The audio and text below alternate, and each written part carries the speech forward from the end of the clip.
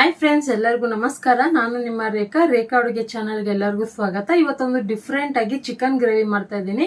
ಖಂಡಿತ ಇವತ್ತು ಮಾಡುವಂತ ರೆಸಿಪಿ ಒಂದು ಹೋಟೆಲಲ್ಲಿ, ರೆಸ್ಟೋರೆಂಟ್ಗಳಲ್ಲಿ ಯಾವ ರೀತಿ ಮಾಡ್ತಾರೆ ಚಿಕನ್ ಗ್ರೇವಿ, ಆ ತರ ನಿಮ್ಗೆ ಈಸಿ ಮೆಥಡ್ ಅಲ್ಲಿ ತೋರಿಸ್ಕೊಡ್ತೀನಿ. ಬ್ಯಾಚುಲರ್ ಸಹನು ಈಸಿಯಾಗಿ ಮಾಡ್ಕೋಬಹುದು. ಇದು ಮಾಡೋದಕ್ಕೆ ನಿಮ್ಗೆ ಟೈಮ್ ಕಡಿಮೆ ಸಮಯದಲ್ಲೇ ಮಾಡ್ಕೋಬಹುದು. ಚಿಕನ್ ಅಲ್ಲಿ ತುಂಬಾ ವೆರೈಟಿ ಆಫ್ ಮಾಡ್ಬೋದು. ಚಿಕನ್ ಇಷ್ಟಪಡೋರಿಗೆ ಈ ತರ ಮಾಡ್ಕೊಡಿ, ತುಂಬಾ ಇಷ್ಟಪಟ್ಟು ತಿಂತಾರೆ. ಯಾಕಂದ್ರೆ ಇದು ಎಲ್ಲದಕ್ಕೂ ಸೂಪರ್ ಕಾಂಬಿನೇಷನ್. ಸೊ ಈ ಚಿಕನ್ ಗ್ರೇವಿ ಮಾಡಕ್ ಮುಂಚೆ ಈ ವಿಡಿಯೋನ ಲಾಸ್ಟ್ ಗಂಟನು ನೋಡಿ. ನಿಮ್ಗೆ ಏನಾದ್ರು ಇವತ್ತಿನ ರೆಸಿಪಿ ಇಷ್ಟ ಆಯ್ತು ಅಂದ್ರೆ ಒಂದು 5,000 ಆದ್ರೂ ಲೈಕ್ ಮಾಡಿ. ನೀವು ಲೈಕ್ ಮಾಡಿದಷ್ಟು ನಂಗೆ ತುಂಬಾನೇ ಖುಷಿ, ಮತ್ತೆ ಲೈಕ್ ಮಾಡಿದಷ್ಟು ತುಂಬಾ ಜನನು ಸಜೆಷನ್ ಮಾಡ್ತಾರೆ. ಸೊ ರೇಖಾ ಅಡುಗೆ ಚಾನಲ್ ನ ತುಂಬಾ ಜನ ಸಪೋರ್ಟ್ ಮಾಡಿ ಇಲ್ಲಿ ಗಂಟ ತಂದಿದ್ದೀರಾ. ಸೊ ಇವಾಗ ಒಂದ್ 2 ತಿಂಗಳಿಂದ ಹುಷಾರಿಲ್ದಿರೋ ಕಾರಣದಿಂದ ನಾನು ಸ್ಲೋ ಆಗ್ಬಿಟ್ಟಿದ್ದೆ. ಇನ್ ಮುಂದೆ ನಿಮ್ಗೆ ರೆಗ್ಯುಲರ್ ಆಗಿ ಬರ್ತಾ ಇರುತ್ತೆ ರೆಸಿಪಿಗಳು. ಸೊ ಹೊಸದಾಗಿ ನನ್ನ ಚಾನಲ್ ನೋಡ್ತಾ ಇದ್ರೆ ಸಬ್ಸ್ಕ್ರೈಬ್ ಮಾಡ್ಕೊಳ್ಳಿ. ಆದಷ್ಟು ಫ್ಯಾಮಿಲಿ ಫ್ರೆಂಡ್ಸ್ಗೂ ಶೇರ್ ಮಾಡಿ. ಬನ್ನಿ ಇವಾಗ ಚಿಕನ್ ಗ್ರೇವಿ ಯಾವ ರೀತಿ ಮಾಡೋದಂತ ನೋಡ್ಕೊ ಬರೋಣ.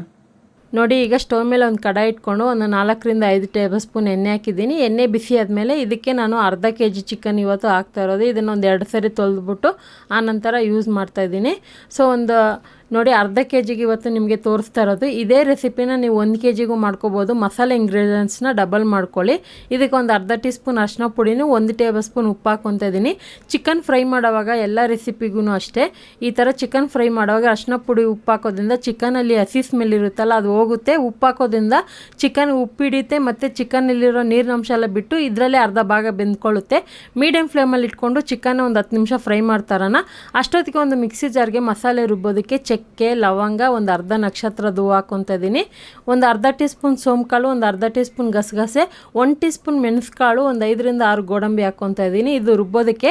ಈ ಕಡೆ ಚಿಕನ್ ಕೂಡ ಫ್ರೈ ಮಾಡ್ತಾನೆ ಇರಿ, ಅದು ಮಿಸ್ ಮಾಡಬೇಡಿ. ಈ ಕಡೆ ಮಸಾಲೆನೂ ರುಬ್ಕೋಬೇಕು. ಸೊ ಇವಾಗ ಇದೆಲ್ಲ ಹಾಕಿದ್ದಾಯಿತು. ಇವಾಗ ಇದಕ್ಕೆ ಒಂದು 2 ಟೇಬಲ್ ಸ್ಪೂನ್ ತೆಂಗಿನಕಾಯಿ, ಒಂದು ಚಿಕ್ಕ ಟೊಮೊಟೊ ಸೈಜ್ ಅಷ್ಟೇ ಒಂದು ಈರುಳ್ಳಿ ತೊಗೊಂಡಿದ್ದೀನಿ. ಹಾಗೆ ಈರುಳ್ಳಿ ಸೈಜ್ ಅಷ್ಟೇ ಒಂದು ಗೆಡ್ಡೆ ಬೆಳ್ಳುಳ್ಳಿನ ಸಿಪ್ಪೆ ಸಮೇತ ಹಾಕ್ಕೊತಾ ಇದ್ದೀನಿ. 1 ಇಂಚು ಶುಂಠಿ ನಾನು ಕೈಯಲ್ಲಿ ತೋರಿಸ್ತಾ ಇದ್ದೀನಿ. ಖಾರಕ್ಕಿಲ್ಲ ಹಸಿಮೆಣಸಿನ್ಕಾಯಿ, ಮೆಣಸೆ. ಇದಕ್ಕೆ ಎಕ್ಸ್ಟ್ರಾ ಖಾರದ ಪುಡಿ ಎಲ್ಲ ಹಾಕೋಕ್ಕೆ ಹೋಗಬೇಡಿ, ಹಾಕಿದ್ರೆ ನಿಮಗೆ ಟೇಸ್ಟ್ ಡಿಫ್ರೆಂಟ್ ಬರುತ್ತೆ. 1 ಇಡೀ ಆಗೋಷ್ಟು ಕೊತ್ತಂಬರಿ ಸೊಪ್ಪು ಹಾಕ್ಕೊತಾ ಇದ್ದೀನಿ. ಇನ್ನೂ ಸ್ವಲ್ಪ ಇದ್ದರೆ ಹಾಕ್ಕೊಳ್ಳಿ, ಇನ್ನೂ ಡಾರ್ಕ್ ಗ್ರೀನಿಶ್ ಆಗಿ ಬರುತ್ತೆ. ರುಬ್ಬೋದಕ್ಕೆ ಅವಶ್ಯಕತೆ ಅಷ್ಟು ನೀರು ಹಾಕಿ ಇದನ್ನು ನುಣ್ಣಗೆ ಕ್ರೀಮಿಯಾಗಿ ರುಬ್ಕೊಳ್ಳಿ. ಆದಷ್ಟು ತರ್ತರಿಯಾಗಿ ರುಬ್ಬಕ್ಕೆ ಹೋಗಬೇಡಿ, ಈ ಥರ ಸ್ವಲ್ಪ ನುಣ್ಣಗೆ ರುಬ್ಕೋಬೇಕಾಗುತ್ತೆ. ಇವಾಗ ರುಬ್ಬಿದಾಗಿದೆ. 10 ನಿಮಿಷವರೆಗೂ ಚಿಕನ್ನ ನಾನು ಫ್ರೈ ಮಾಡಿದ್ದೆ. ನೋಡ್ತಾ ಇರ್ಬೋದು, ಚಿಕನಲ್ಲಿ ನೀರಿನಂಶ ಎಲ್ಲ ಬಿಟ್ಟು ಚೆನ್ನಾಗಿ ಅರ್ಧ ಭಾಗ ಬೆಂದ್ಕೊಂಡಿದ್ದೆ. ಇವಾಗ ಎಣ್ಣೆ ಎಲ್ಲ ಬಿಡ್ತಾ ಇದ್ದಲ್ಲ, ಈ ಟೈಮಲ್ಲಿ ನಾನು ಒಂದು 2 ಕಡ್ಡಿ ಕರ್ಬೇವಿನ ಸೊಪ್ಪು ಹಾಕ್ಕೊತಾ ಇದ್ದೀನಿ.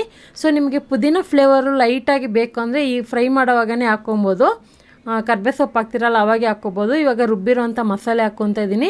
ನನ್ನ ಚಾನಲಲ್ಲಿ ತುಂಬಾ ವೆರೈಟಿ ಆಫ್ ಚಿಕನ್ ರೆಸಿಪಿ ಇದ್ದಾವೆ, ನೀವು ನೋಡಿಲ್ಲ ಅಂದರೆ ನೋಡಿ. ಸೊ ಇವಾಗ ನೋಡಿ, ಮಸಾಲೆ ಹಾಕಿದ ಮೇಲೆ ಸ್ಟವ್ನ ಮೀಡಿಯಮ್ ಫ್ಲೇಮಲ್ಲಿ ಇಟ್ಕೊಳ್ಳಿ. ಯಾವುದೇ ಕಾರಣಕ್ಕೂ ಹೈ ಫ್ಲೇಮಲ್ಲಿ ಇಡೋಕ್ಕೆ ಹೋಗಬೇಡಿ. ಇದನ್ನು ಮೀಡಿಯಮ್ ಫ್ಲೇಮಲ್ಲೇ ಫ್ರೈ ಮಾಡಬೇಕು.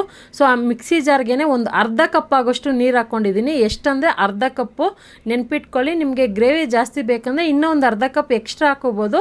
ಇಲ್ಲಿ ನಾನು ಒಂದು ಮೀಡಿಯಮ್ ಗ್ರೇವಿ ಮಾಡೋದ್ರಿಂದ ಅರ್ಧ ಕಪ್ ನೀರು ಹಾಕ್ಕೊಂಡಿದ್ದೀನಿ. ಉಪ್ಪು ಮುಂಚೆನೇ ಹಾಕಿದ್ದೀನಿ, ನಾನು ಚೆಕ್ ಮಾಡಿ ನೋಡಿದೆ ಕರೆಕ್ಟಾಗಿತ್ತು.